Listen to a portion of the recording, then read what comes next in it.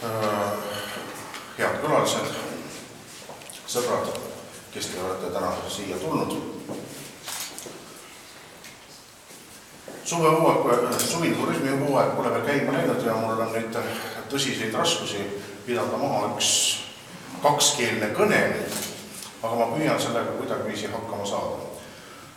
Летний туристический сезон еще не началось, и я сейчас нахожусь в трудностях, поскольку мне придется вести речь на двух языках.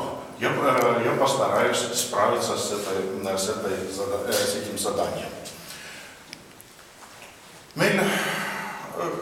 Me ei osanud uneski näha, et ka selle näituse avamine tuleb küllaltki sellistes omapärastes maailmapoliitilistes oludes, sest selle näituse loomine või kokku selle näituse osas leppisime kokku päris mitu kuud tagasi.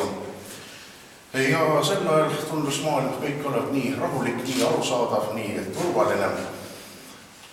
Aga nüüd, kui me oleme siia kokku saanud, loeme ajalehtest igasuguseid uudiseid, mis meile vaevalt kellelegi rõõmu pakuvad, siis ikka ja jälle on põhjust meenutada seda sama ladinakeelset sententsit ars longa vita brevis est. Kunst on pikk, elu lühike on.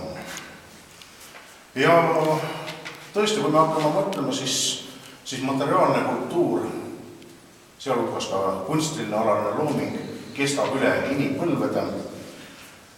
Ja mis veel hullem, see elu võib juba lühike olla, aga ka sellest elust veel lühem on inimese mälu ja inimesed paraku ei ole siiamaale suutelised õppima varasematest vigadest.